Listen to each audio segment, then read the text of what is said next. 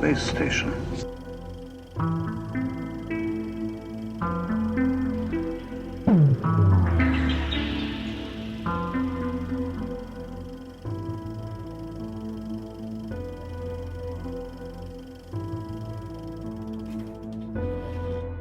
Hey guys, welcome back to the show. Just a reminder, tickets are selling out for our conference, Rebels of Disclosure, May 13th through the 16th in Grafton, Illinois. There are still tickets left, but take advantage of that and grab one while you can. The links are below in the description. We also have a brand new website, journeytotruth.online, where you can find all the information about the conference, and the conference itself has a website, rebelsofdisclosure.com.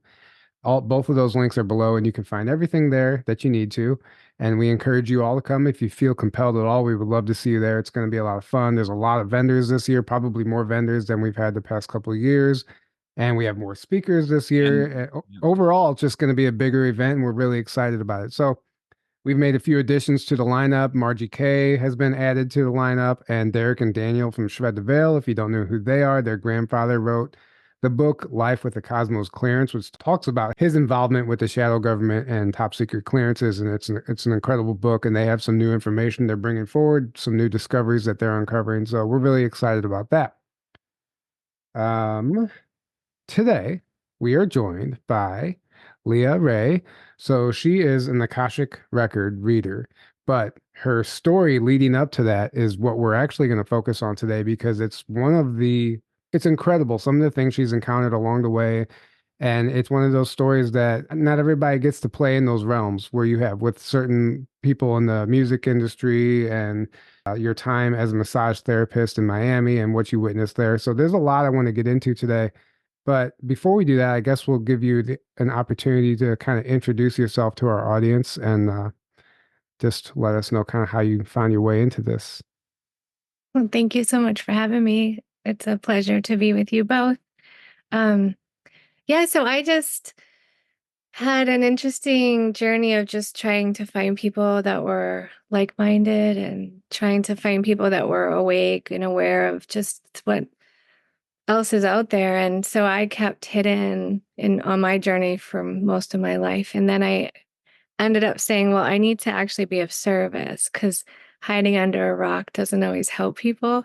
And if I'm here to do work and help people, I just it kind of just evolved on its own. I believe in divine timing, but I thankfully just had to be in the areas of healing arts. So the healing arts energy allowed me to practice energy work and talk about things that other people normally wouldn't accept or talk about. But in the healing art realm, I could say, oh, I've seen spirit since I was a kid, and I see entities on people, and all these really out there stuff. But I still would always filter according to who I was talking to. But with people like you and your crowd and just people that are aware of many things, I feel more at home. And I have very few amazing friends that I can share stuff with. But again, it's very few. So I just was honored that I could find people that could speak their mind. And I ended up meeting Jock, who introduced me to you, Tyler, randomly, because I was on Instagram and I never really went into that realm because I would get distracted easily. But because under the whole lockdown thing, I had time on my hands to actually do other things. And I introduced myself to Jock. I offered him an Akashic record reading. And then from there, I just said, I just wanted to give him gratitude for him exposing a lot of the dark stuff and stuff that I've seen on my journey. I saw dark and light. So I just was surprised people were bold enough to share the dark stuff, because I always was scared. I'm not scared. I was basically more afraid that they would, shut me down in terms of not allowing me to speak. So I just kind of kept hidden, and I would just observe all the areas I was in. I would dive into different realms in Miami, because Miami is a really eclectic place, but it was kind of like training wheels to go into that spirit realm, because there was a lot of stuff that it was heavy for me. It was dark for me. And I honestly didn't want to go through a lot of the stuff, but I did. And I was like, let me at least help others journey and navigate, because I was fortunate enough to have mentors and masters around me. And I was really fortunate to have my dad support me in terms of allowing me to share my little secrets of seeing stuff, and why do I feel people's pain and stress, and why do I see all these things around me. So that was an honor for me to be able to just have a mentor of a in my family, let's just say. Not everybody has that. So by learning on just the little stuff that I know, I was able to share and help others also experience their growth, because I believe we all have to help support each other on our journey, and it takes a whole team. Right. Yeah, and it definitely takes a team, and it's great to have that support, obviously. And that's kind of why we do this. We create like the Journey to Truth family at this point. Everybody just shows up for each other, and it's pretty amazing. So, uh, Yep. you know, obviously it's crucial when we're navigating these times. Whenever we're getting ridiculed for almost everything, not Yeah. anymore so much, but when you first get into this, it's scary. So I'm just gonna we're just gonna jump right off the deep end, and I want to get into your time in the bar scene, I guess you could say. I believe you were doing bottle service or something. Yeah, so I ended up, I had to pay for my own college and, my own stuff. So I tried to do normal jobs, and I just couldn't make enough money to support myself and to, pay my rent and stuff. So in Miami Beach, it was a really interesting time where there was still a lot of Art Deco area that was kind of in ruins. And there was a really cool, eclectic European crowd that would show up in the winter. And so we had still the seasons, the off seasons, and uh, the summers were really slow. But in the club world, we had like every night was a different club to go to. And it was more, let's say, the DJs could play whatever they wanted.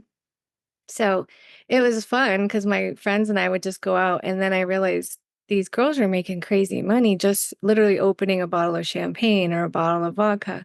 So I found myself in that realm, and I could make great money in 2 nights, and then I could go to school and go to the beach and play the rest of the week and not stress so much.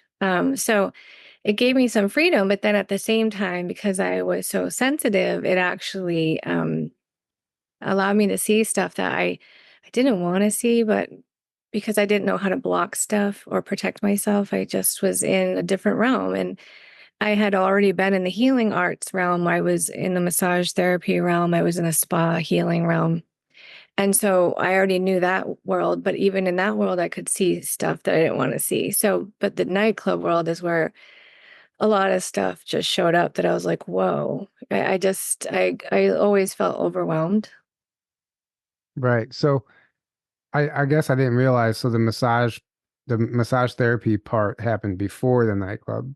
Yeah. Um, okay. So well, we'll cover the nightclub, then we'll go backwards. So what kind of things would you see with some of the people? I know like some maybe celebrities would come through or musicians, and you would notice certain things energetically. You were able to see people's aura and read energies, right? And like, what are some of the things that you experienced with some of these people? Well, I think it was also a defense mechanism for me, because I didn't always honor myself in terms of, I always try to look at the good in everyone. So I was like, oh, this person can't be that dark and horrible, icky feeling. There has to be good. But when it would hit me so hard, like in my stomach, or to the point of I would literally want to throw up around certain people, um, I had to start realizing this is more than me just, trying to pass it. I would try to placate it or just try to push it aside and say, I'm just making this up. But when it would happen over and over and over so many times, I had to honor it. And it was a lot of people in the industry of like music, politics. So I would get a really bad feeling of wanting to throw up immediately in certain people's energies. And that's when I would know, oh, this is a dark soul. And for me, I could also see entities in around them, or even in their eyes, like their eyes would shift a little bit. So when I'd look into their space, they would have like this weird shifting. So I was like, oh, they have an entity in it. on them. So I didn't know who I would always be speaking with. Like, and these were subtle things. So in the nightclub world, there's like music and lights, and it's super over sensory for me. But when I would get that wanting to throw up with my next step, I would really start getting scared at first because I said, oh, this person can harm me. And that's when I also, it would be random too. It would be just really random people, a lot of athletes and stuff. And that's when I could know whether I had to be on high alert or I had to, and pretend I didn't notice anything and just be like a zombie type person, or if I could relax and say, this is the good person. So I think it was really more of a protection energy, but like I could tell if someone was a murderer, like weird stuff. And because Miami's Miami, you come across people like that. There was a lot of, let's say drug dealers and stuff that they would have to murder people to keep their let's say competition out of the way. And I knew some of them personally because in the nightclub world there was a lot of drugs, there was a lot of people selling, and it was really sad because I a lot of people passed, like whether they overdosed or whether they got murdered for doing stuff that led them down that path. It was really fascinating. So I mean, I was a young, naive, silly 21-year-old, like not knowing much about the world. I mean, I still traveled a lot when I was a kid and I was fortunate, but when I hit against people that were like literally killers, that's when I would get scared and say, wow, I'm dealing with a whole different group. And so would any of the people would we recognize any of the people that you encountered if you can share those names? Yeah, I mean, so ironically, like I served Puff Daddy when he was dating J Lo, and I had already met her in the massage world. She was just very into herself, and I think people in that realm have to be. So in the massage therapy world, I had to give her a massage, and she was annoyed because I didn't know who she was. I didn't really care who she was, so I never like bowed down to people. So she didn't like me from that time. And then when I bumped into them, I had to serve them in the nightclub world. I wanted to throw up right when I met him. And I met him a few times because I would have to serve a lot of different artists multiple times because that was their playground. So every time it would happen where I literally was like, I can't even be within 2 feet or 3 feet or 10 feet of this person without wanting to throw up. So with him especially, it was so dark. It was as dark as I met Hillary and on the vineyard when I was a teenager. I took care of a 90-year-old, and it was that bad. It was as bad as that. So Wow, it that's was pretty what bad. it was so bad. Yeah. Wow. Okay, so I want to ask you about the experience with Hillary too, but so look, what was you said you had a friend who explained to you that he also knew Puff Daddy and he said, "Oh yeah, he's not even human. He sold his soul," or something along Yeah. those lines. Can you explain that? So, okay, in the nightclub world, as a VIP cocktail waitress, which is sounds so silly, but it's just the silliness of it all. You have to give out your phone number and make sure you book your tables because the more tables you have, obviously, the more money you can make. And so, if you have a consistent group of people coming, then you get to know them. You end up meeting their wives or their sidekicks and their girlfriends, and so you end up knowing a lot about people just from that world because if that's I was in that world 5 nights a week pretty much. So with one of my regulars, I also still did massage. So I would go to his condo on the beach and I would give him a massage and his girlfriends and whatever. So he started to tell me because I asked him because he was from New York and he was a businessman himself and he was trying to dive into the music world. Um, but he didn't do so great in it. He was more of he had his own clothing company. And so I would ask him, what's up with Puffy? Because every time I'm in his presence, like I really want to throw up. Like it's horrible. And he goes, oh, I'm helping him with his clothing line. I don't think that guy's real or he sold his soul because he said, if you in the industry, especially the entertainment industry or musician, world, you have to get that big. He's like, you have to sell your soul. And so I would thought, okay, I've heard that before, and I've always dove into conspiracy theories since I was young. But I said, really, do you really feel that? And he said, yeah. He said, and I'm going to tell you why. And he said, I had to fly on his private jet a few times to help him launch his, I don't remember his clothing line now, but he was helping to launch it for him. And he said the guy didn't sleep. Like he literally was up 4 days and he slept maybe 4 hours. He said he would sleep on the plane on like the ground, but he wouldn't hardly sleep the whole time. And he's like, I was exhausted. Like, but he said there was something odd about it, and he always could just pop back up, and it was like he was not human. And so that's when I started to realize too, okay, when someone does sell their soul, something else is running them, or many entities. And then I would see it in the nightclub world with, I mean, not just the bouncers. And I don't mean to say, it is what it is. They were trying to make a living, and a lot of them were drug dealers, but not all, of course. But I could see there was always like a shifty energy around them that wasn't normal. And when I would massage people, I also would get that same feeling of fear of, oh my God, this person could harm me immediately. Kind of like animals, like if you could tell in the forest, like if there's a large animal around, you can feel it. You don't need to know, you don't need to see it. You just feel it as if Right. you're being hunted. That's the feeling I would get every time. And even in the massage world, like all my body would be goosebumps. Like I would not feel normal in their presence. And I would literally start praying because I pray and I try to shield myself, protect myself, and connect to God. And I say my prayers, and then I do my shields, and I put light around me and love, and that's when but I get so nervous. That's why I know there's something, it's different. Hmm.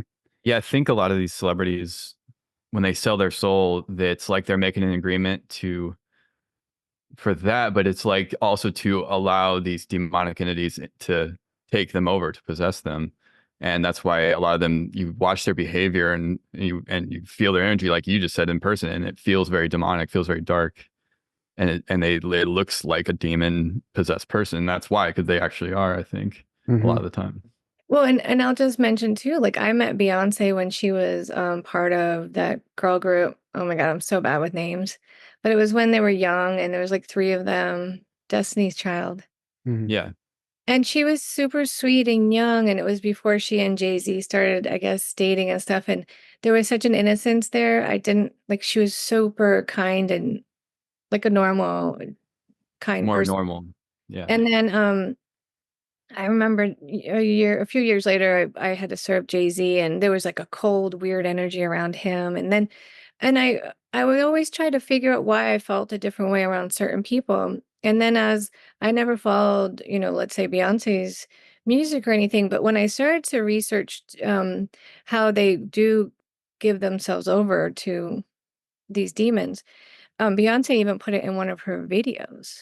Um, and they were showing how she lets her soul go, and then another soul ends up, and because right. they when it's just everything's so odd. Like, because I would go to all the Miami Heat games, and there'd be certain celebrities that would literally be stone cold, staring off, like going like this, and not even being aware of their environment. And then I call, their handler or whoever is controlling them would be sitting there, like knocking them to get them out of that trance, because they'd be on TV being like shown this weird trance like state. So it's just very strange. So that's why too, I was always a researcher myself, because I wanted to know, how are there so many, why do they all act very similar? I would like play with LeBron James, and before he went down the whole route with Jay-Z and stuff. Like he was kind of, I don't know, I don't even know what normal is anymore, but he wasn't as like he wasn't doing all his hand symbols and all that. And then once he joined with Jay-Z, it was all the whatever they're bowing down to. I mean, it's just a dark, dark force. And so that's when too he wouldn't speak to certain people on the team, and he treated people that he literally was with every day um poorly. Like he changed his energy. He wouldn't talk to anyone like beneath him. And I was just like, oh gosh, they really change everything once they bow down to that dark energy. It's like they change their whole personality. They won't even be bothered with. It's just a different world. It's just very different. Right. Yeah. Right. That's why. We've seen a number of videos where a few Conor McGregor, Eminem, Shaquille O'Neal, people who just trance out like that, and their handler like has to almost like Bill turn them back on. Clinton. Yeah. Remember that one of Bill Yeah. Clinton? Bill Clinton. Yeah. Mm-hmm. Um, Perry, what was that girl's name? Katy Perry. Katy Perry. Yeah. Katy Perry. Yep. Right. And then Taylor Swift. We're seeing, now it's like she's all, it's crazy. yeah, and that's when I started researching MK Ultra and like how they do it, how they overcome and how they can snap. Because like I would see certain signals that they would do so that the person would perform. And not to take away out of their entertainment value or all of that, but it's different. It's a different energy. It's not normal. Right. So back in the massage world, that's when you first started noticing that these people were carrying entities, I guess you could say. And you even mentioned to me that some of them you didn't even think were human at all. Like, can you explain what you were seeing? So yeah, because I would end up leaving the massage world and then just going into the nightclub world, and I would get burnt out in both because both were pretty traumatic. In Miami, like I went into it thinking I could help people heal and help get balance their energy so they could heal. And not everybody wanted that. It was just Miami's a wild, crazy place. So I would be like, I can't do this anymore. Let me leave this. But when I would touch some people in certain spas, and these were high-end spas, like they were, one was a members only, meaning like you're not going to get somebody off the street. That's just they had to. If I said that they did something inappropriate, they would lose their membership. So thankfully, I was more protected. Like whereas other places, they would just act crazy and they could accuse you of doing whatever, and you're just like this tiny little thing, waiting for them to kill you or something. That's how scared I got. So that's why I would go back and forth. In the nightclub world, I always had a bouncer or something if somebody acted inappropriately. But when I would touch people, sometimes I could see their entity come in too with them, or some of them prayed to certain things that were like I saw jinns. I don't know if you heard of those. Oh yeah. Yeah. Yeah. And I would always say this room is only allowed with love and light. And sometimes some of the people's jinns would stay there. So that's something and so I would just put a protective force around me, around the person. And it was awkward because I could see this thing the whole time I was working on the person. But because I said, if you're only allowed here in love and light, and they didn't leave, then I was like, okay, I don't need to be scared. But I didn't like it. So then I started commanding that they're not allowed even in the room. So those were not bad, but they were just scary because I wasn't used to seeing the different energy types. When I would touch someone that didn't feel human, I literally didn't see pores on their skin. And I would look because I got so scared. I was like, this person is gonna like kill me. Like that's how scared I would get. And then I would look and I'm like, they don't have hair on their body, they don't have pores. And so I was like, so I would ask too, because I started to learn how to ask, is this person, something, or am I making this up in my head? And if I got a no, then I would say, okay, is this person a clone? Because I believe a lot of people are clones too. Yeah. Yeah. And they don't have souls. So that one person that I definitely felt wasn't human, that I asked my coworker, I'm like, because their eyes were a different color too. Like it wasn't a normal color eye. I'm like, do you feel if that's human? Because she was sensitive too. And she's like, no, that's not a normal. I don't know what that is, but it's something not normal at all. And you could tell from behind, because we've had a lot of transitional like trannies and all that. And Mm. it's different. I still felt that person had a soul, if that makes sense. Right. Right. So you would ask spirit or your guides, like, is this a clone? And they would say yes. Yeah, I guess not. And that's the other thing, because I would people's relatives would show up too during the treatment. And so this is too when I used to run from my sensitive abilities to the point I would drink way too much, thinking that would stop it, and that just made it worse because then I'd see the lower dimensional stuff. So that's when I had to start asking, is this? Am I making this up? Is this person helping the person, and then is this the family's lineages? Because that's when I learned, because I was trying to also help people heal ancestry, karmic energy. Right. And sometimes, like when, let's say somebody has consistently suicides or war, we all have, our ancestors most times in our lineage, we have war energy. And so you can see, I would always start to ask, well, where's your origin? Where are you coming from? Um, Actually, one story I'll tell you, which I don't know if I told you, Tyler, when we just randomly talk. I had one client, he was insanely wealthy. He lived on Fisher Island, so I'd have to take a ferry to his house. And he was really kind because he would let me do 45 minutes worth of energy work before I would massage him. And he let me open his Akashic records multiple times. Um, and in one of his lives, he was quartered. So energetically, he had to put like the basically it was like this white rope went through all of his limbs and he tried to heal his energy because in this lifetime he was kind of not balanced, let's say. And so I once went to his house, got to his place, and opened up to the energy, and there were two mothers and three children in the room, spirit wise. And I never had seen that in his energy. And I worked on him once or twice a week. And so I said, okay, what's going on? So normally I can clear energy because he was a collection, he'd collect art, and energy had come once from an art piece. And so I kind of freaked out because I was like, what's going on? And so I had to clear it and put it into the light. But I asked what he's supposed to do next time he buys a big expensive piece of art. And they said he needs to clear it and sage it and honor it, but leave all the energy from the artist. Because I asked, where did this come from? And it came from the artist was kind of like a clown energy, and the clown energy showed up in the room. So that's when I realized, oh, we should really be really careful of what we're bringing into our house. So I just shared because he would always ask, what did you see? What do I need to know? So I'd share all that. But this was a whole different experience. And I normally could clear energy. He traveled a lot.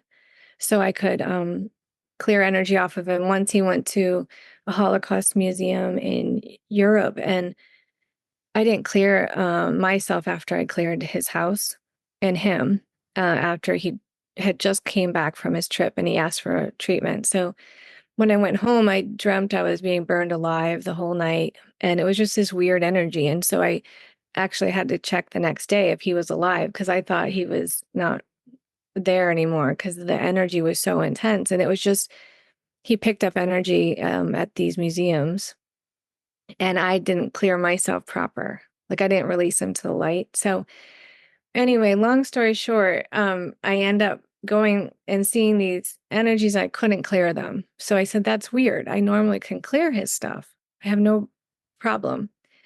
So I kept working in the room and I kept asking. I call in Archangel Michael sometimes. I call in angelic energy to help. Nothing was clearing. So I said, well, I don't know what else to do. Maybe you're supposed to be with him. So after the treatment, he said, what did you see? And I said, what did you do different? Because there's energy here that's not normal. That's not normally here, and it's not yours. And he said, well, I just got stem cell therapy in my shoulder. I went to the best doctor in the world. I paid a lot of money, and um, it's supposed to heal me. And I said, okay, do you know where the tissue came from? And he's sensitive too. So he was like, what did you see? And I had already asked the energy where it came from. This was like probably 10 years ago. Um, the energy said it was on the black market and it was Planned Parenthood. Oh, yeah, that Wow. explains. Yeah, so I was so naive then too, because I didn't go down that rabbit hole yet. So I said, what do you mean Planned Parenthood? And they were showing there's a black market where you can get stem cells from aborted fetuses and all this stuff. And they're using that. And and it's this whole underground market. So I was like, gosh, and I didn't know this at the time. So I was like, that's weird. So I remembered it clearly. So I was like, I'll have to research after, because that's what usually would happen. Energy would show up and then I'd research after, and then I'd find, holy moly, this is insane. There's a truth behind it. And there's a whole insane market. So when he said, tell me what you saw. I said, I saw two mothers and three infants. And one of the mothers was mentally insane. And because she kept walking around the room and she was clearly, there was something wrong with her. And I said, I'm sorry, I couldn't clear it. And I said, but I asked what you're supposed to do with this energy. And your guide said, you need to honor and thank that energy for trying to help you heal, and just give thanks to it and let it go. Let it go to the light so it can be reincarnated and go where it needs to go. It doesn't need to be with you anymore, but you have to give thanks and honor it. And he said, oh, okay. And he's like, what were they, black babies? And I said, yeah, they were actually. It was a black family. It was a black women and black children. And so I was really sad by it after, because I was like, I didn't realize too, like, I was like, gosh, that's when I researched too, Planned Parenthood and all the different areas that they're located and why they push these sacrificial rituals so much and in certain cultures. And so, again, my paradigm wasn't always, I got shifted a lot with the energy work, and I was grateful, but then I would mourn. And the next week I went and the energy was still there because he didn't do his homework. He didn't do his spiritual homework. He didn't honor them and thank them. So I asked a girlfriend that also is sensitive. I said, well, am I allowed to clear it? Because it's not clearing. So does that mean I'm not allowed? And she said, no, he actually hasn't done his homework and his spiritual work. So that's for him. It's going to now be in his karma. You don't have to do anything. You can only do so much.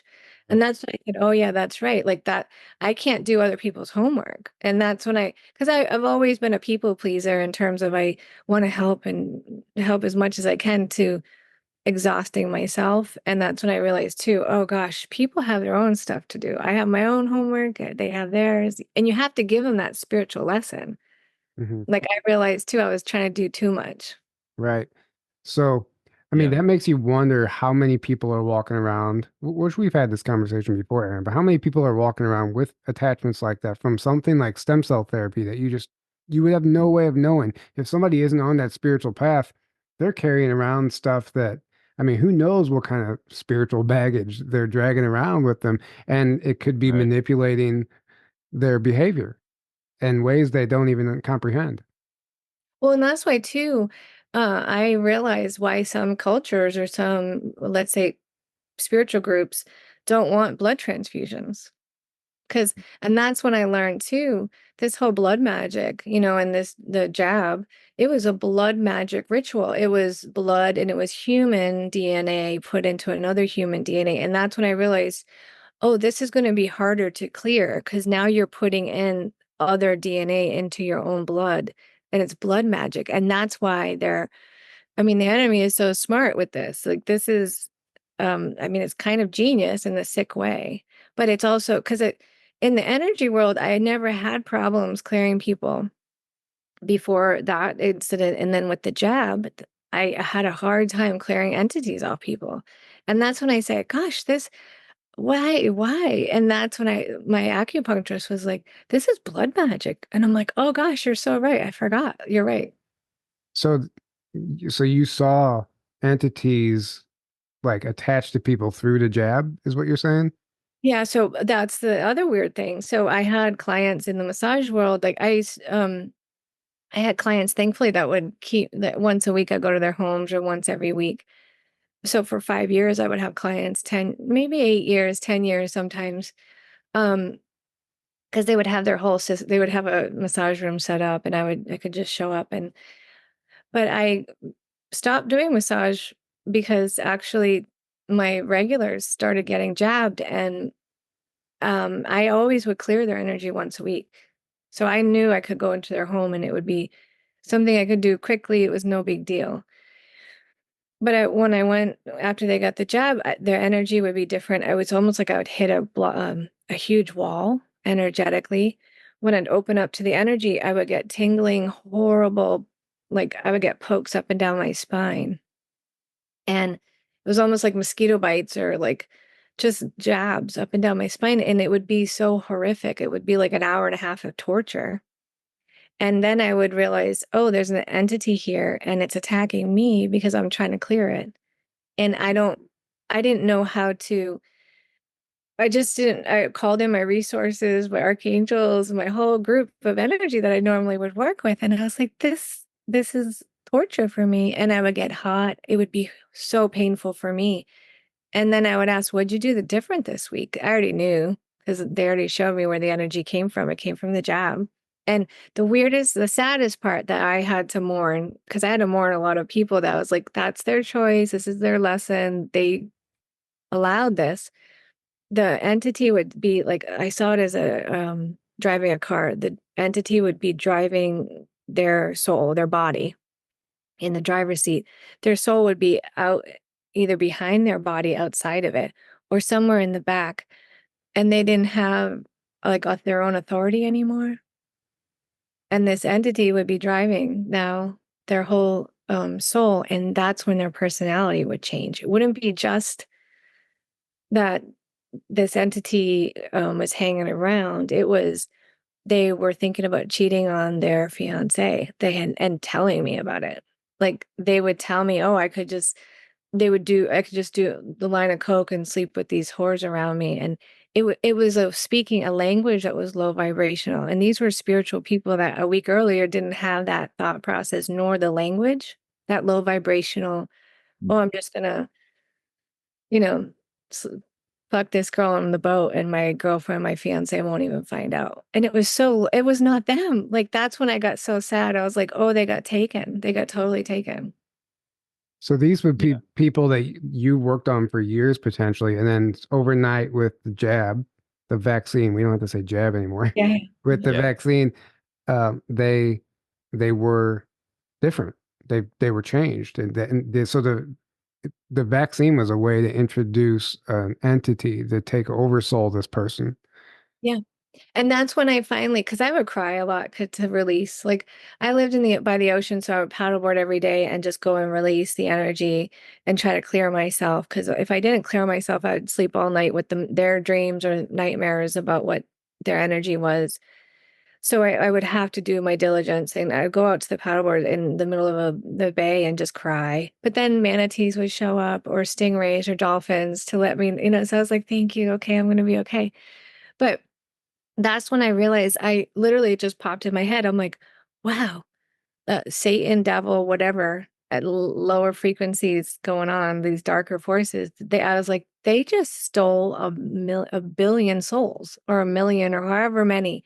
But it just clicked that I was like, wow, they just won. They just got a whole bunch of new souls on their side. Like they stole them or Yeah, I mean, I do believe Hijacked. hijacked. Well, and that's the sad part because I feel like a lot of the people, and because everyone's saying, well, that was their free will. And I understand that part. I totally get it. But I didn't think a lot of people had like that switch that turned on that said, holy shit, we're at war. I had that switch immediately because it just showed up, thank God. But a lot of people, like, I was trying to be a whistleblower and I lost a lot of friends and family. But at the same time, I'm like, okay, I have to honor their soul's journey. But I think for a lot of people that were like, well, I'm doing it because I need to keep my job because I have 3 kids, and they didn't have that strength of warrior, like I'd rather die than take that thing, right. Mhm. which it was in me, but Me I too. was like, Me too. Same. yeah. Yeah.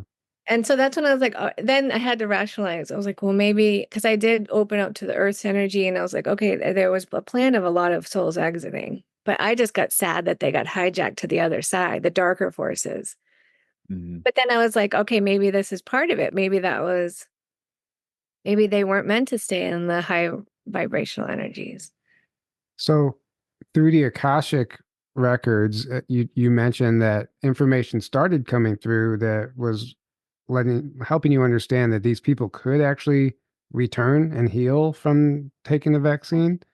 And but it would have to be like up to them, right? Yeah, so so that was the other thing. So I stopped massaging and I was like, okay. And thankfully I had done real estate on the side just to as a side job because friends and family needed help and so I was like, how am I going to transition out of this career that I had it allowed me to kite surf almost every day. It allowed me to play in the realm I wanted to play in. So and that was to me the ocean. So I was like, how am I going to transition and do this? And I said, okay, real estate. Um, but the Akashic records, I started to do I don't know, gosh, maybe 9 or 10 years ago. And first few years I never charged because I wanted to become really confident and I wanted to gift it to people too, so I can feel like how just to feel more confident and relaxed and make sure that what I was sharing was truly genuine. Um, and so I said, all right, well, let me at least get my website together for the Akashic so I can start doing that more. But when I opened up to people who had the jab, I would get attacked. Like in terms of energy, I'd still feel that same attack. I'd take on headaches. I'd take on their pain in their body. And so then I would say, okay, well, let me just block myself. And so I had to put up guidelines. Let me only feel the pain for 5 seconds as a more of a wisdom, let's say, energy of this is what's happening in that person's body. But I was scared that the Akashic record I wasn't going to be able to do because it was so painful physically for me. But when I would stay in it longer and say, okay, just give me the pain from a few seconds as reference points. And then because they would ask, how can I heal? Oh my gosh, this one lady called about her son in New York. They I asked his higher self if I could open up to his energy because you're only allowed there's rules, you're not Right. allowed to just open up anyone's energy. But I asked his higher self, can I open up? And they said yes. This was fascinating. They showed his blood was like tar. It showed a what are those crabs in the ocean that they used to have them in Cape Cod all the time. They're these beautiful, not horseshoe crabs. They're like a big dome and they have a little tail. Are they horseshoe crabs? I don't I know. think Yeah. they're horseshoe crabs. Yeah. Yeah. They showed blue blood from a horseshoe crab would be better he needs a blood transfusion is what they were showing. Because she asked why her son was having debilitating migraines to the point he couldn't work, he couldn't do anything.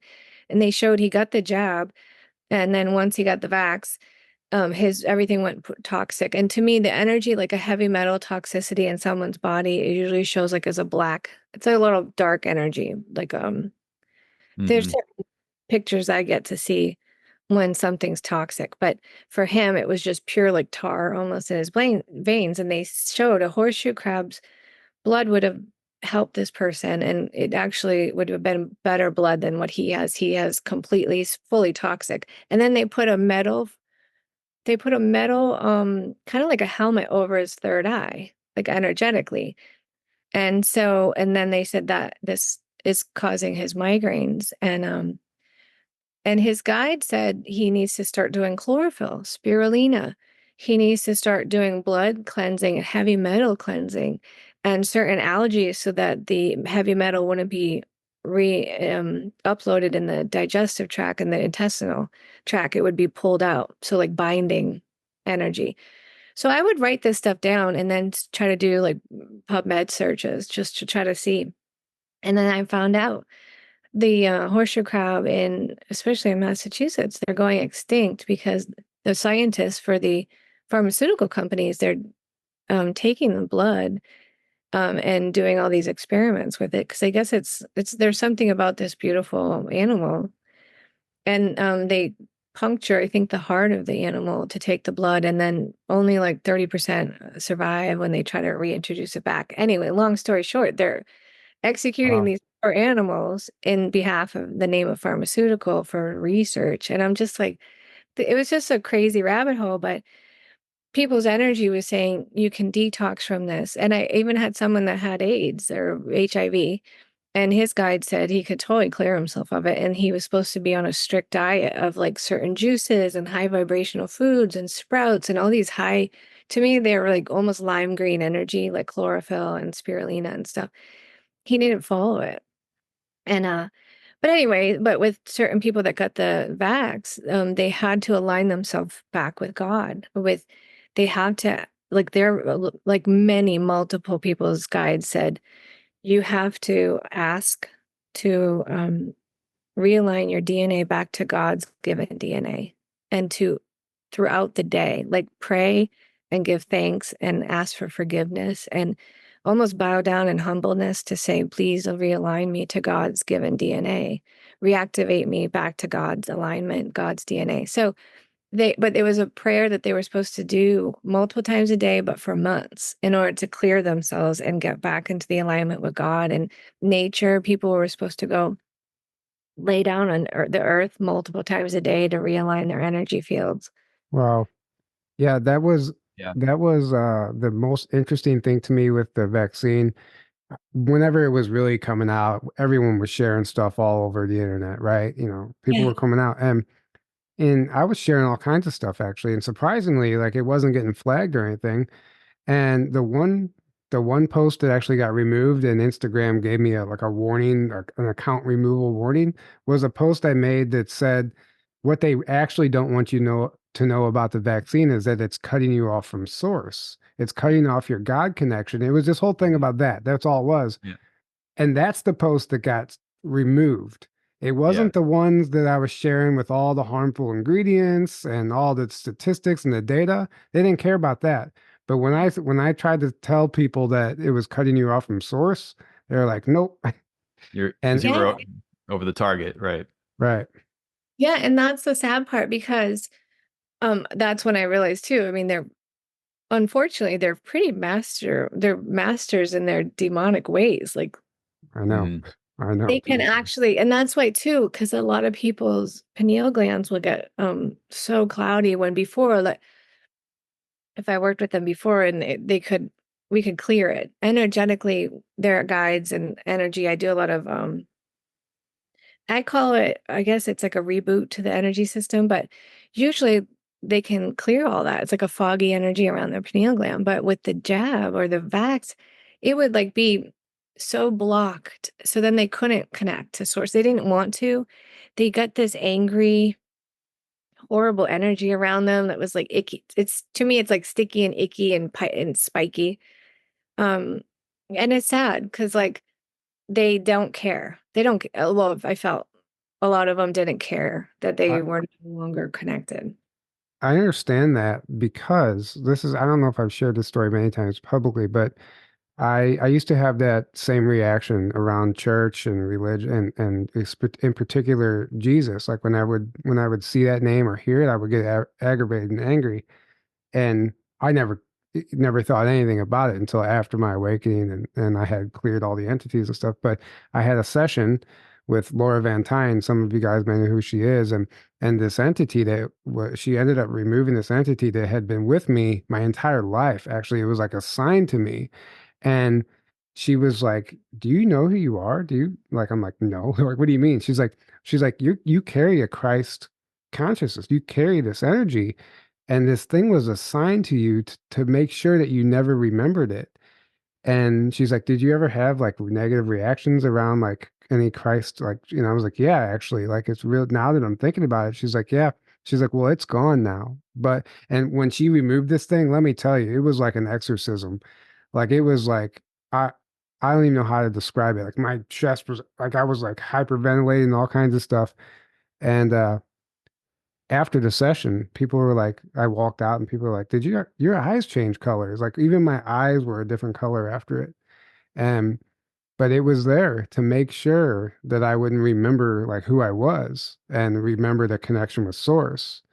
And then I got a vision after the end of that at, after that session, I laid down to take a nap because it was exhausting. I closed my eyes and I seen this like reptilian looking like demon thing shrunk all the way down into a fairy, and he was literally like given a new life to start over as a fairy.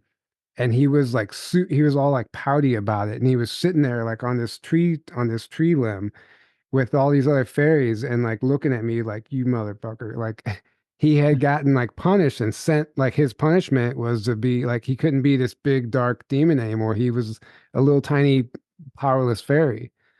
And Yeah. anyway, but That's it was, yeah.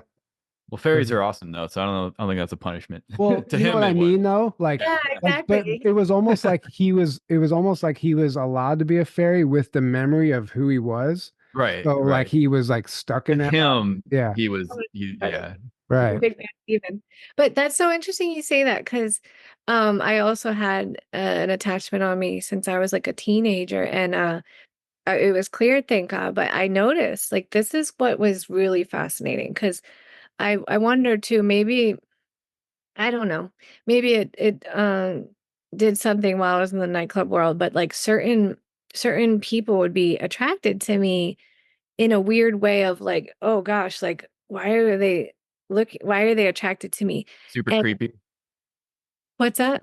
like in a creepy way. Yeah, yeah, like in a creepy way. And like some of them were like super powerful or like billionaires that were like, and it was like they would just, and I would, uh, for Miami terms, I was fairly conservative because I grew up in New England and, that puritanical upbringing type. I wasn't like trying to, um, it just, I was a little bit more conservative dressed and stuff than a lot of people around me. And it would be the weirdest thing because they would be super drawn to me in a weird, creepy way. And I was like, and that's when I started doing energy work, I was like, do I have like a symbol on my aura or something that attracts these people? Because I had one energy worker when I was trying to learn past life regressions and trying to open up my senses. Like I think I was like 20, and she said, well, um, you have an attachment that scares like really gentle, kind souls away. And and I was like, wow, that stinks. Why would anyone? And Yeah.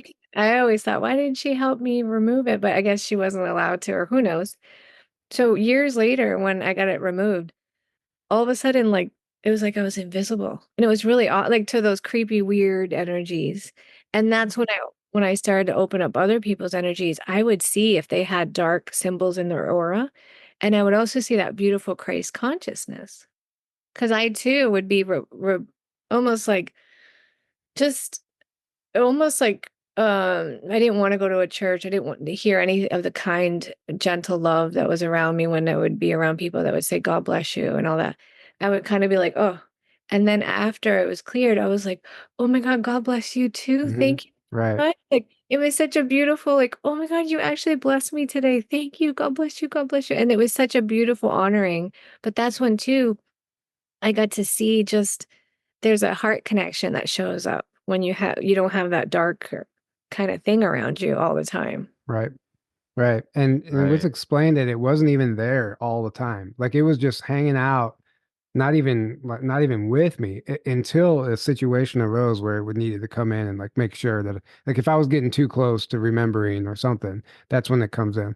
So thank God that was cleared. But this is such a fascinating conversation. And I want to go backwards all the way to the you meeting Hillary and Bill Clinton and what you saw with them, and then we can move on to some of this stuff that's coming through the Akashic records. Yeah, so I was a teenager helping a 90-year-old lady on Martha's Vineyard. And it was just a job because used to love the ocean, and so I thought, oh, the vineyard for me it was a magical place as a child. So um I ended up taking care of this 90-year-old, but it was really me just driving her around. And she's in the political realm. Her husband was, I think, one of Rosa Parks' attorneys back in Alabama.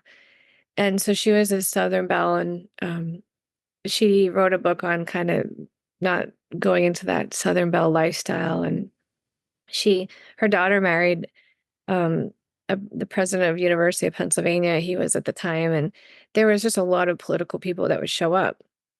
And so I was just I didn't care. All I wanted to do was go to the beach. But They're really into the Clintons, and I guess the 90-year-old's daughter ended up working for Hillary. And the reason why I call her Hillary is because, of course, all the rabbit holes and her darkness, but I didn't know much about them. And I mean, I grew up in Massachusetts, and I'm a recovering liberal, and I'm a proud recovering, like, meaning I'm proud that I don't. It's just a insanity for me Yeah. would even think like that, but whatever, it was just around me so much, and I thought I was doing good and justice and all this stuff, and it was like the furthest from the truth. So anyway, excuse me, they had a 90th birthday party for this woman. Lady Bird Johnson was there and all this stuff, and then the next week they had a party for Bill Clinton. And so I was getting 2 dishes for my 9-year-old lady, and then my dish. Someone's next to me saying, "Oh, you're gonna eat all that? Oh, I love your earrings and I love your hair." And I was just kind of like, "What?" And I'm 16. So I look over and it's Bill. And I'm like, "Oh, this guy is interesting." I didn't feel anything though, except I could see this why he can charm people. Like, that's all I got. It was a little too much because I was young and it was a little weird. Right. And then I was like, okay, but whatever. And, some creepy old guys can be like that. But it was like just this weird energy. And I was like, but it wasn't like I want to throw up. So I walk up into there's a beautiful outdoor porch and patio, and it's surrounded by all this like beautiful bushes and hedges. So you can't see who's there. And as I'm walking, I get this sickening feeling like I'm going to throw up. And I was like, oh my God, I'm like, I didn't eat anything bad today. Like, why do I feel like this? And every step I took closer, I was like, I'm going to really throw up right now. And as I turned the corner, the 9-year-old lady was sitting right there. And as I'm putting her food down, I look over into the corner and there's this lady just staring out. Nobody's around her. She's staring into the darkness, like just zombified. And it's Hillary. And that's the same energy I got when I met Puff Daddy. Same energy when I met some of the people I knew that were murderers just from the nightclub world. It was the same energy, but hers was so profound because it was like her dark aura was oh God, it was like you could feel it like 30 feet away. It was Mhm. so overbearing. It was so heavy on so many scales of like darkness. Right. And that was a weird thing. It was just so weird because I didn't know much, I didn't know much at that time. I mean, I gone down some rabbit holes, but I was 16 and just all I wanted to do was go to the ocean. So I didn't really care so much. And then as I researched later, I was like, oh gosh, no wonder. Hmm. But Right. Yeah. how odd that they celebrated their honeymoon or their anniversaries in Haiti, and then you find out the whole Haitian scandals. And when living in Miami, I didn't know how much different energy there was, and like people that practice Santeria or voodoo and all that. There's a lot of energy that shows up with those practices. Right. Yeah. I mean, it's so, it's interesting. We do all the research and we learn about everything that you're sharing with us, but not often do we get to talk to people who have firsthand experiences and also able to see into, I guess, other dimensions or realms like you are. And like you can.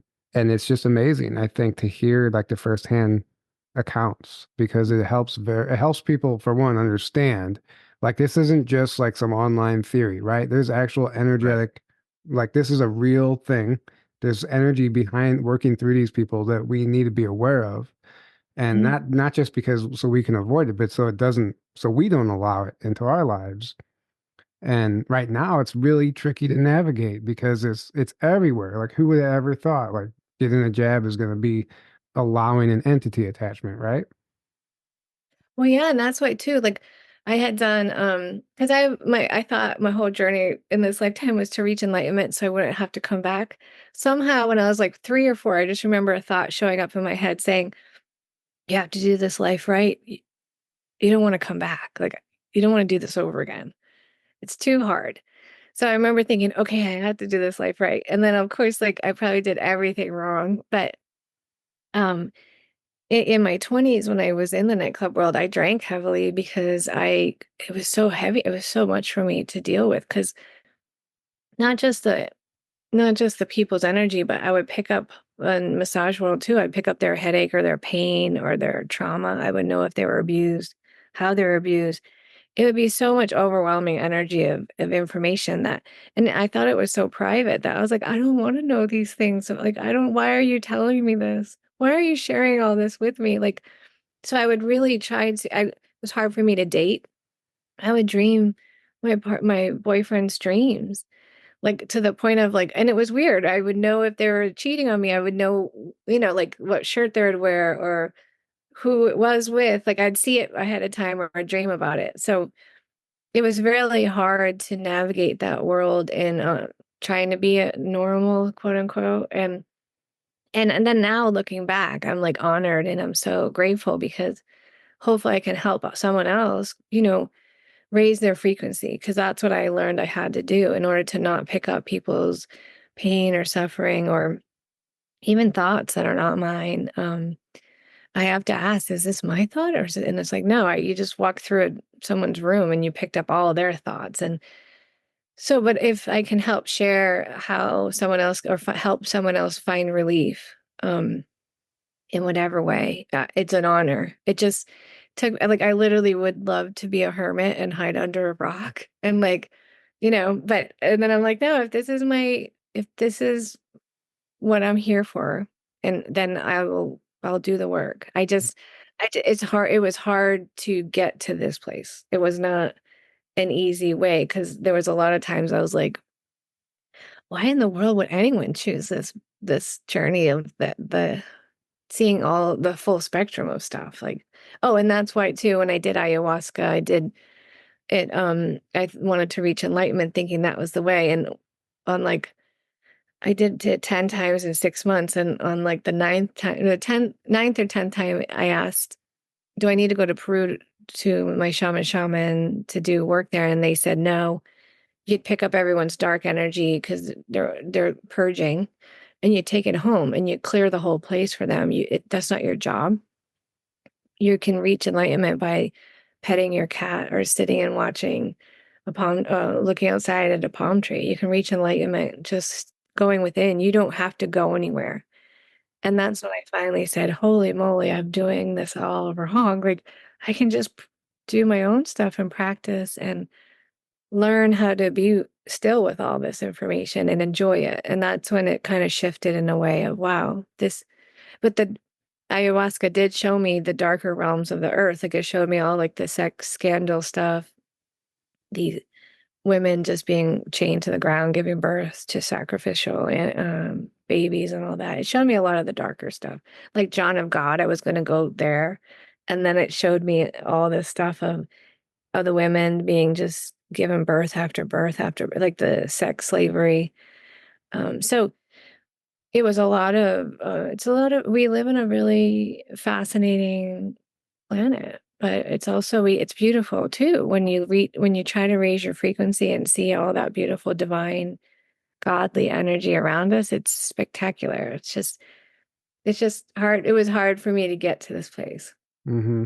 Wow. I mean, there's so much you said there I want to touch on. Like the whole John of God thing, I actually got chills whenever you said that in a way, like I know in my core that's what was happening. And when you said it, it was just like my body telling me, yeah, that's what was going on.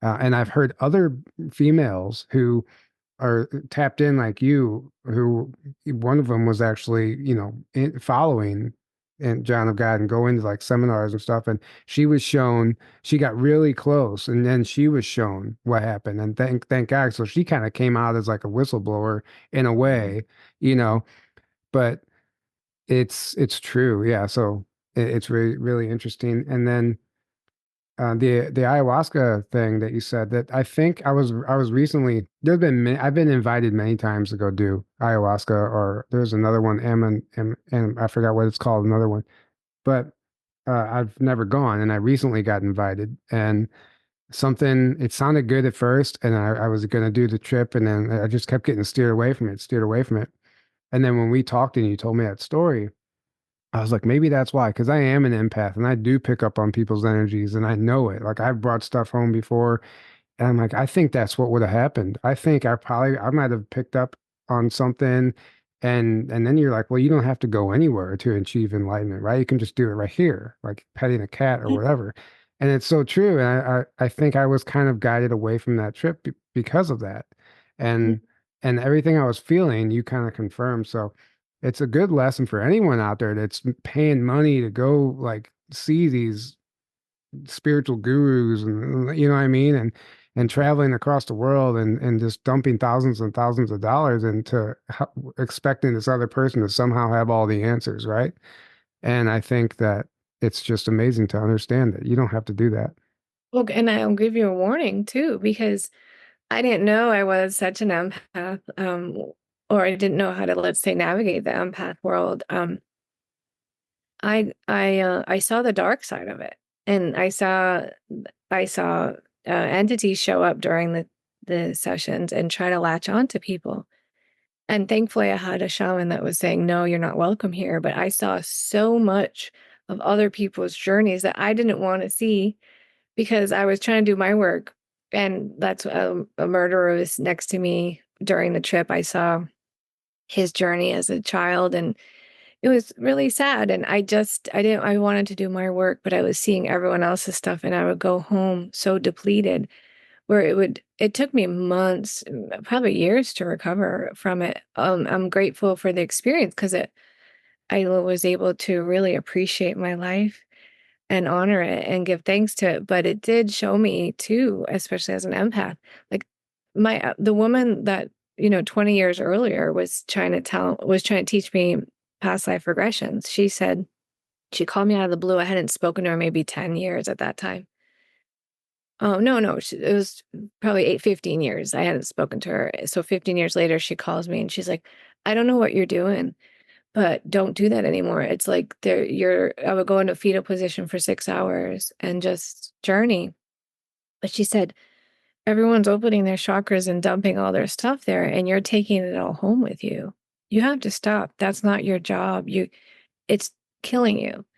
And so from her, she just got a message and she dreamt it that night before or something. And it was just, I was so lost trying to find my way that I thought that was the way. And that's when I realized, she said too, that's an ancient way of tapping in. And, in the Peruvian and the Amazonian energies and all that, the shamanic energy, yes, that's their way. But she's like, that's not the way that's an old way of doing it. You can tap in a gentler, more loving way.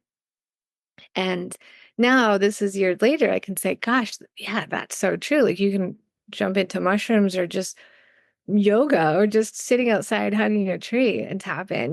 Right. You don't need that. Although I'm not saying it wasn't, fascinating itself, but for those that are sensitive, I would just say be cautious because this woman was going to bring her child there and I was like, what? Like this is not easy stuff. And I know in some cultures that's accepted, but I also saw some people getting harmed with it.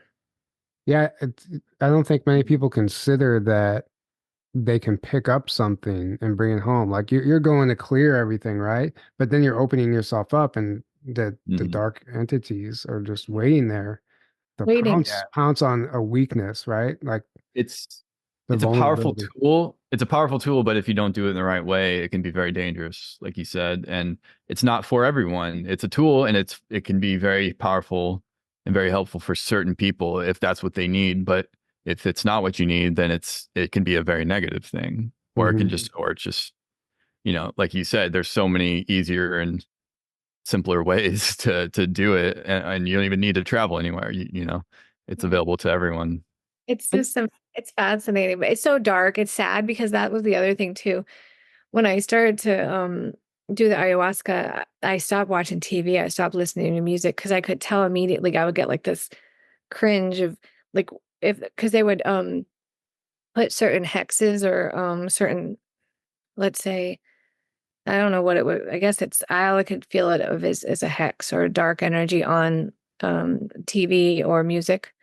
And that was something too I felt in the nightclub world. I could tell if it was like blessed with good energy or dark energy. Hmm. And then I was like, am I going crazy? Like, because I could feel it through the TV of like even just ads. I could feel like, oh, there's a dark energy here.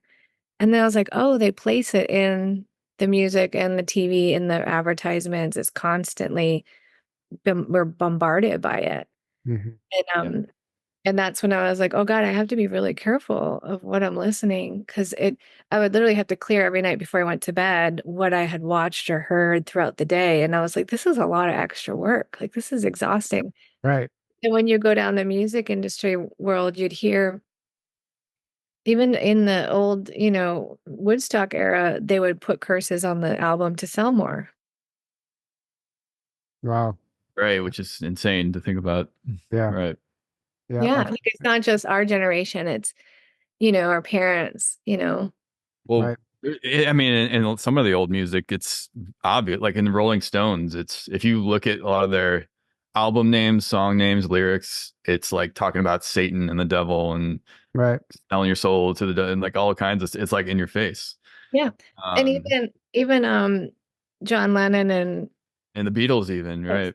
yeah, John remember Lennon, the album or remember the photo with them with the dead The babies? the babies. Yeah. babies Yeah. It mutilated. was Yeah, horrible. yeah. And I think it was a documentary of one of the Rolling Stones guys, the guitarist, I can't think right now. The raspy voice. Oh my Keith God. Richards. Keith Yeah. Thank you. Richards. Yeah. Thank Yeah. you. Yes. Thank you. Um, I watched part of it and I was like, I saw him do something right before right before they were preparing for one of the stadium events or something. And he started doing some hand movements and something with some sort of I don't know if it was a piece of wood, it was something. And he started doing some stuff and they just did a quick maybe few second clip of it. And I was like, "Oh, he's practicing black magic." And Yeah. I was like, "Oh, that's fascinating." And then they were saying that um so they would hang out with certain witches and anyway, it was just interesting because I was like, "Oh my gosh, these people are practicing black magic like all over the place." And that Yeah. it's just fascinating because I didn't realize it was that much in our face. And I was I like, mean, "Oh, yeah." Black Sabbath, like the name Right. of the band. Right. Come on, like come on, Right? Yeah. Oh, yeah. Ozzy Osbourne. Yeah, come on, Yeah. bites the Yeah. head off the bat. Yeah, I feel bad for, well, you don't know, like getting when you like that type of music when you're younger, right, yeah, I right. like it because, oh, that's a cool guitar You riff. just like the music, Yeah. right? Right. You Yeah. don't know any of that stuff, right? Right. But even still, like, I'm like, damn, I wish there was a different intention behind this song because like, I still like it, I know, I do too. I still Right. love. I Right. love a ton of Black Sabbath stuff, but Right. now I'm like, oh man, yeah, Yeah. I know, and that's the thing. Like even with the Rolling Stones, I'm like, oh, I used to, because it gets you going in another way, and then I'm like, oh, but you just know in the back of your head, oh Right. gosh, oh well, right. Right. Yeah. Well, the gods of rock are real. That's the thing that they don't tell you. So you are helping people, by the way, because you offered me a free session before this, just so I can kind of see what you do. And let me tell you, like it really was life changing. And I'm not just saying that, and I'm going to explain why. I had been I had been holding myself back in ways I didn't realize, and through your session, you helped me understand that there were a number of chords connected to me from people in past relationships, right? And energetically, it was stopping me from seeing forward. And I won't get into details, but what happened in the session was life altering, and it was like the weight was just lifted, and I didn't realize the magnitude of it until like a week or two later, reflecting on how much better I felt and how much my life I just like was moving forward now, and I didn't have these chains behind me like I was dragging, and I didn't realize. I thought I was doing good, I just you don't understand. It's like the people who don't understand, they don't know they're under a spell until they're not under the spell, right?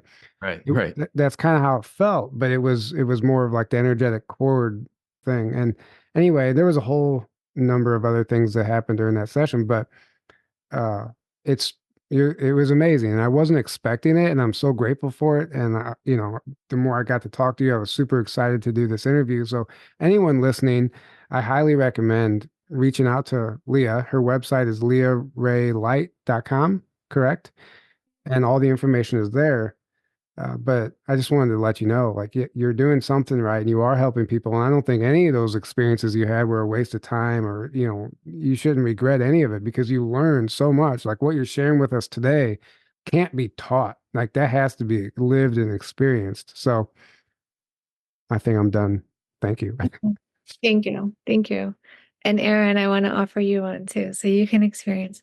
Oh, So, thank you so much. Yeah, thank you. so what through the Akashic records, what kind of information comes through about our planet and where we're going as a humanity? If stuff comes through Yeah. like that. Well, it's funny because like I used to go into my records every day just to kind of realign myself and just get myself in a beautiful, calmer space. Because for me, I always say I kind of go up there and energetically I just feel lighter. But so lately I haven't been going into my stuff. I used to go into my stuff during the lockdown to try to ask how I can help with the earth in terms of energy. Because like when I would try to send love and light to the energy of the earth, I would kind of see like these pockets of like almost like vortexes to help people ascend or raise their frequency to like a higher 4D, 5D energy. And then like a darker energy would come and shut down these little pockets. So it was, so I would try to do a lot of energy where I would try to ask for higher vibrational energy so we all can kind of raise our frequency. Because for me, when I do the Akashic records, and even just since I've been doing them more, I used to do them every day, and now it just kind of fluctuates with timing. But I feel better. I feel lighter. I feel higher vibrational. And so, even with you saying that, I'm just grateful that it helped you in a way where you feel lighter, you feel less cords. Because um, I don't do my homework. I should be doing like I should be cutting my cords and raising my frequency all the time. But it's something we all can access. So I want everyone to know that they can access their own records. Eventually, I would like to teach people. I teach people. I've taught classes on how people can access their records and other people's records as a class. But basically, in terms of the earth energy or what's happening on our planet, other people, when I open up their guides, they ask those questions. So I'm now going to just share what they have said because I haven't asked my stuff recently. But like one woman, she works she's not in the military, but she works as an engineer in with the military. And one of her coworkers who's in the military said, "You really need to start getting ready. There's something that's about to happen. You know, men might be deployed." And he was there. I think they're in Texas at the moment. And so she was frantic because her boyfriend isn't, he refused to get the job. So he left the military. So she asked, is there something about to happen? And so energetically, her guides just showed, you know, looks like more false flags showing up at the end of this month, beginning of next in April, beginning of April, but they showed more overseas war showing up. And then they showed that it didn't look like on like an American land. That was going to be a lot of bloodshed, but it was going to be overseas, more in like Asian culture countries, but it was also China was going to do some sort of invasion type energy. So she checked in 3 times about the energy. And so that's something that, obviously we have false flags all the time and everything's, crazy that's Mhm. happening with our all the weather harnessing and all the lasers and stuff that's showing up. But in terms of like someone was asking, another client called to ask about the election and it's so this is why I kind of like to it's really fascinating for me because I'm working with their guides. So with hypnotherapy, I do QHHT hypnotherapy. And I believe that's kind of like a collectiveness that shows up. So when I'm working one-on-one with someone's guides, someone might have one information and someone else's guides might have a different information, if that makes sense. Mm-hmm. And so, but when it's hypnotherapy, I feel like it's also the collective consciousness. So they're tapping in.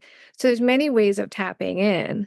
So that's why I always wonder too, like if her guides were telling her that just so that she could, because she was supposed to go on a trip and she wants to have a baby. So I'm wondering if they're told her those specific time frames so that she could hurry up and go on her trip and um still believe in having a baby versus someone else that had. So that's why I always get, because I believe time is, an illusion. So that's why I'm always kind of skeptical about sharing specifics with certain peoples, because I feel that sometimes people need to hear certain things so that they get motivated in their own way. Like for her to start prepping more and just to enjoy her surroundings more. Does that make sense? Yeah, and that's Yeah. actually a very valuable information because I think that's true, and I've experienced it myself. Like we interview a lot of people, and like not everything that comes through from every single person can be true. Like sometimes it's just like why this person's saying this person's saying that, polar opposites.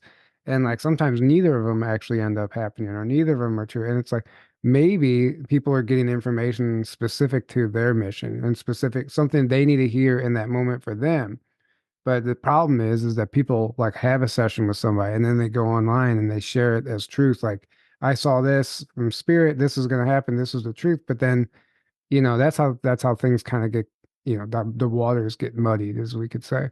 So I think it's important to understand that if you are getting information, it might not be information that you need to share with everybody on the internet, but just understand that it's something that you need to know for you personally to navigate whatever you're going through. Well, and thank you for saying that, because I think what happens is we all have our own individual triggers, right? So like that fear of her, because it was going to be, she was either going to take a trip in February or in April. And for her guides to say something was going to happen in the beginning of April, it triggered her to take the trip in February and have a beautiful experience with her partner to the point where they want to move now to that place. So had she not had and that's why too, maybe that was just true for her. And maybe it might not happen in April, but because her guide said it and they told her 3 different sessions, get ready, something's about to happen. But she's actually living more in the moment, and she's living more in the moment of, let me embrace the love I have with this person to the point of I want to make a child with this person. And so I was like, gosh, maybe that was the child's energy also showing up so that it could have a perfect time to show up in the planet. Yeah, and Because it could go sorry. ahead. Well, no, because other people, spirits show up for some people because they want to actually be part of that family. So they actually ask, can I, like a baby spirit will show up a lot for some people that are trying to get pregnant or have, or the baby will show up and then the doctors will tell them 2 weeks later that they're pregnant. So it's really fascinating, the timing. Hmm. Yeah, I mean, it could be. I mean, who knows? Like the guides, your guides could be playing on your triggers. Like they know they like. What if your guides are intentionally giving you misinformation, knowing that it's gonna get you motivated? Like, okay, this Right. person like they thrive in this way or that way, so we're gonna give them this information that we know is gonna light a fire under their ass. And then the moment comes and goes, and they can make up any reason in their head why it didn't happen, and then there's a lesson in that too. Then they have to realize, oh, okay, so not everything that comes through is dead accurate. But maybe I changed the outcome by starting to live differently and being present you know Yes. And the only reason why I also I tried for a long time to figure out how it all works because I'm just learning as I go. And I get confused myself. Like when I come back to the energy of just me, I always ask her my own questions because I'll have clients too. And this is just an example. I had 2 neighbors that were working together, like one was helping the other and as an employee. And they had a very sisterly energy and they cared for each other deeply. And how funny that you mentioned, Aaron, the beautiful fairy realm that showed up for both of them. And it was a beautiful, kind, loving energy of come play out in the woods because they both had this fairy energy around them. And And it was really, it's kind of sounds a little out there, but we are multidimensional, right? But that doesn't always show up in people's energies, let's just say. But this magical kind of fairy energy showed up, and one woman wanted to kind of make it more of a profit to bring people out to the woods because of their backyard. There was a lot of fairy lights and weird stuff happening. And she wanted to make it almost like a freak show energy of profit thing. And the neighbor was like, no way. Like, this is sacred. Like, it's an honor for them to show themselves to us. Like, this is not something we can do. And I literally had one session with one woman one day and one the next day. And the one that was trying to make it a freak show, her guides were saying, you're doing everything great. You're doing everything fine. She's not, the energy between the two of you isn't working anymore. So you can release each other. And it was almost like it was like looking at the neighbor as, oh, this is not really your friend anymore. And they were like sisterly kind of love energy. And then the next day, almost the same message showed up for the other woman with saying she's not you have to be careful in her energy. She's not trustworthy anymore. And she's not kind and she's not all these things. And I was like, I just was in both of their energies. And these women just because I feel people's energy when I'm in the records, I was like, they felt really kind, loving women. And both of the women's energy was like enemy, enemy, enemy. You can't trust this person anymore. So it took me weeks to figure it out because I felt like, is this accurate? Right. Like I didn't feel a dark energy with either of the women. I didn't feel either, but they were saying really not nice things about each other, the guides. And that's when I realized, oh, their contract's complete. They're not meant to be, they had to learn lessons together, but they're not meant to be friends anymore. So they had to their guides had to say, this is not safe. Right. Exit. Mm-hmm. That makes sense. Yeah. Yeah. Or, Yeah. it reminds me of Ivan Teller whenever he was like, yeah, I fired my guides. He's like, he's like, I got tired remember of, I got tired of, You're like, wait, you can do that? yeah. He's like, I didn't like I fired my what they were guys. telling me. Yeah. Oh my God, that's so funny. Well, I just found out with a client that I had for years, his guides were telling him where to move. Oh, that's another fun story.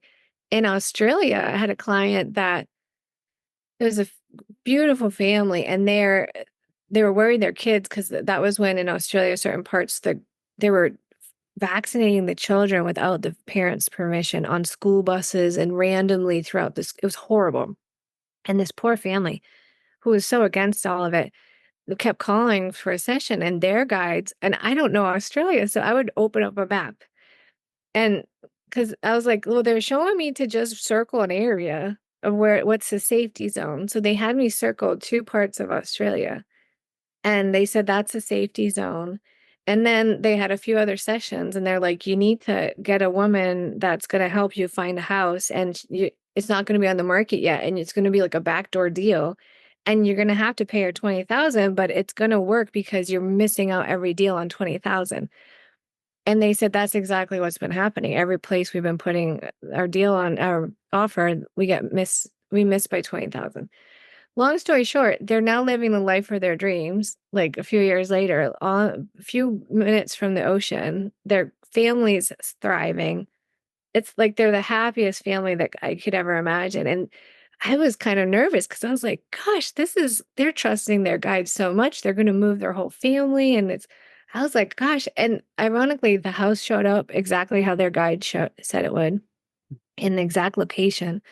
The kids were going to thrive exactly how the kids are now thriving. And so another client, it happened similarly. He was in the Midwest of the United States and he was super sick.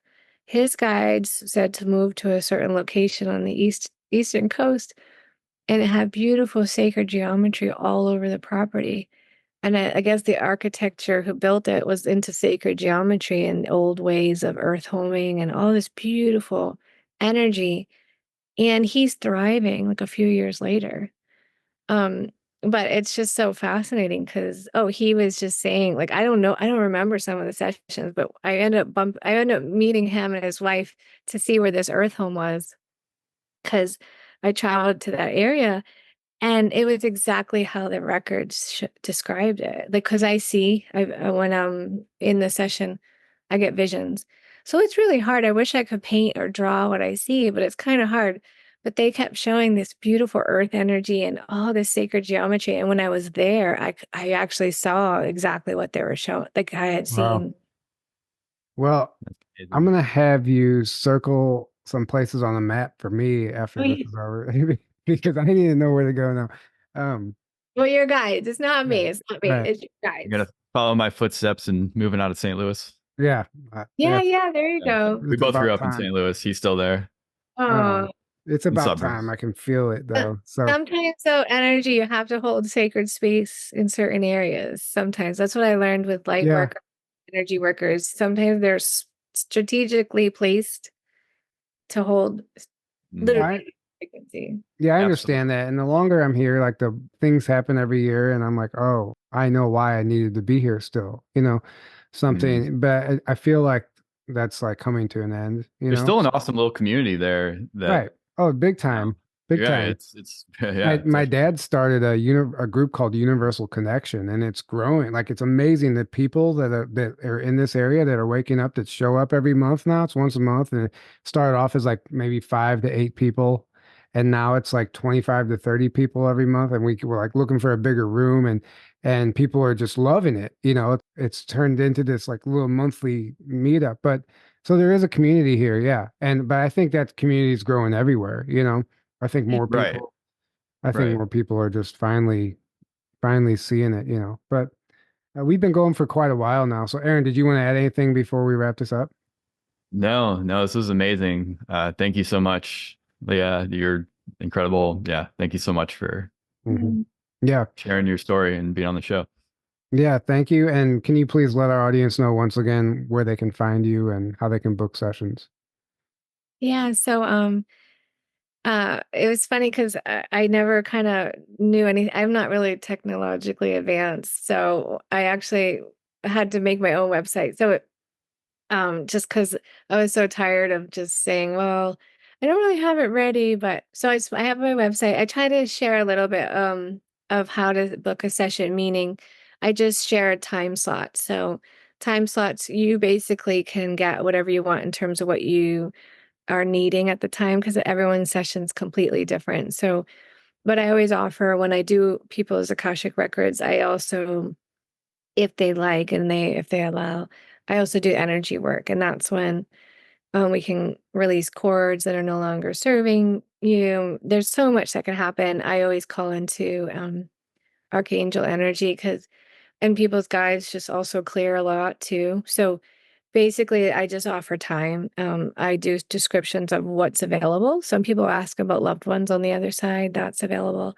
That was just showing up randomly in some people's sessions. And then some people were like, I need to talk to my aunt, Josie, and my uncle Tom, and my dad, and my mom. And they would just specifically ask, and their loved ones on the other side would show up. So, but not, you don't have to do that. But basically, it's catered towards whatever you need. Some people have weekly sessions. Some people have, whenever they feel intuitively drawn. Some people have monthly. Some people have just, checkups. But, with those that I work with weekly, they ask, I always am like, didn't their guides already say enough? Like they've been working with me for a year and they're calling weekly. What else could be said? And there's so much that can be said. So it's so much fun because some people talk about relationships, career, health. With the health stuff, I always like to research too, if they are given certain herbs to try or whatever, because that's also shows up in people's records. So literally, their homework is to go out, even if it's like 5 minutes every hour, just to reset their body because the EMFs, everything they're getting bombarded. They have zero protection anymore in their aura. Right. Hmm. Have to go out and that's another thing that would show up if their aura was so. To me, it looks like very light and it's not strong with vibrant colors. They would go out. They'd have to go outside and get sacred symbols from the nature And that was interesting because a lot of sacred geometry would show up around people that were just going out to nature. They didn't have to go to necessarily sacred spaces on the earth, although there were a lot of sacred geometries in certain sacred spaces. But that was really fascinating because I never saw, I didn't see that a lot with just the energy field. It was in the Akashic records where I could see, wow, this person has gathered so many sacred symbols, and just being in that person's energy is offering those sacred symbols to others. And I was like, oh, that's why, like for me, I can feel so beautiful in someone's energy. Even if it's over the phone, I could just talk to them for hours because it's their energy. It's the sacred symbols that they picked up. It's the energy that, like that was someone else's lesson where they were like, what am I doing enough on this earth? Am I supposed to be doing more? And they were supposed to just be the high vibrational energy source as they themselves. And so their homework was to keep doing their walks with their dogs for like hours every day. They didn't really have to do anything because when they would go to interact with other people, like it was almost like they'd bless other people with this beautiful energy. And that's when I was like, oh, nature, that's the nature realm that they're gifting to other people. But I basically have time slots so you can kind of gear it and attune it however you'd like. I always ask if I can do energy work, and most likely everyone says yes. So that's like a reboot for a lot of people. But I can be reached at www.leahraylight.com, and it's LeahrayLight.com. Well, that was amazing. Thank you so much for joining us today. And that link will be in the description as always. But yeah, you have an incredible story. And I mean, you have a lot to share. So thank you for going down the path that you did. So you could be here today sharing all this information with us. And we'll have to do this again because I'm sure there's more to share. And, we only barely got into the records part of it at the end of this. So just thank you. Thank you for everything you're doing. And thank you all for being here tonight with us. And make sure you go book a session with her because she's the real deal. And So thank you so much. Thank you both for doing your work. It makes such a difference because I'm telling you, like I I like to hide out, but I'm just honored and grateful for all of you that can speak and deliver what's really happening and just share with so many people where you're brave and you do it so well. So thank you so much for doing your work. thank you. Thank you so much. We Thank appreciate you. that. And we would like to invite everybody to our conference in May. There's still tickets available. And if you can't make it in person, you can grab a live stream pass for, I think, $88, I 88. think. And if you find any of the presenters on social media and buy a ticket through their links, you get 10% off of the whole conference or the live stream pass. So take advantage of that. rebelsofdisclosure.com. And don't forget to check out our new website and sign up for our email list, journeytotruth.online. That being said, good night, everybody. Thank you. We love you all. And until next time, have a great evening.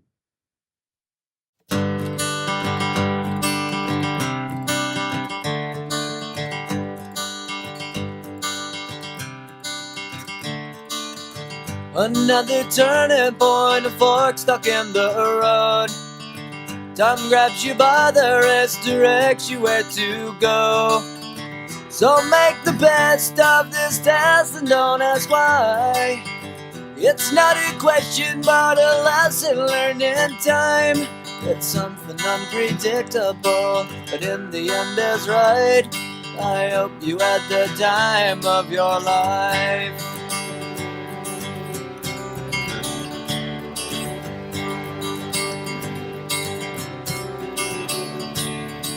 So take the photographs and still frames in your mind, hanging on a shelf in good health and good time. Tattoos and memories and dead skin on trial. For what it's worth, it was worth all the while. It's something unpredictable, but in the end is right. I hope you had the time of your life.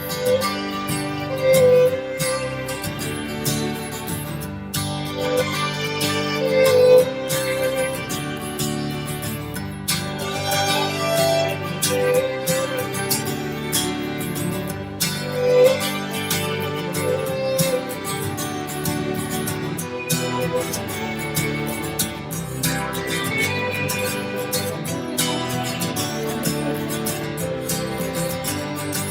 It's something unpredictable, but in the end it's right.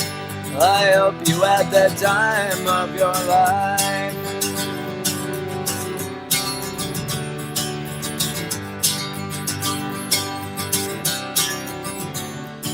It's something unpredictable, but in the end it's right. I hope you had the time. Actually, I was quoting Sherry.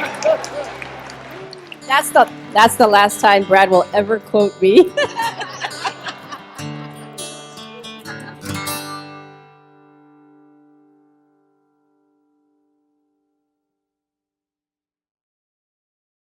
Hey guys, we hope you can join us this year at the Rebels of Disclosure Conference in Grafton, Illinois at the Pierre Marquette Lodge and Conference Center, May 13th through the 16th. As you can see, we have tons of fun. We made some great memories, and we just wanted to take this opportunity to extend the invite to all of you who've never been. It's so much fun, and it's so important to connect with Soul Family, and we just really look forward to seeing everyone out there. Yeah, I hope to see you all there. It's a blast. It's really something that you have to experience to know how amazing it is, and it's so much more than just the speakers. It's an amazing time, and it's amazing to connect with Soul Family. So we hope to see you all there. And all of that information is below at rebelsofdisclosure.com. So grab a ticket and join us. We hope to see you there.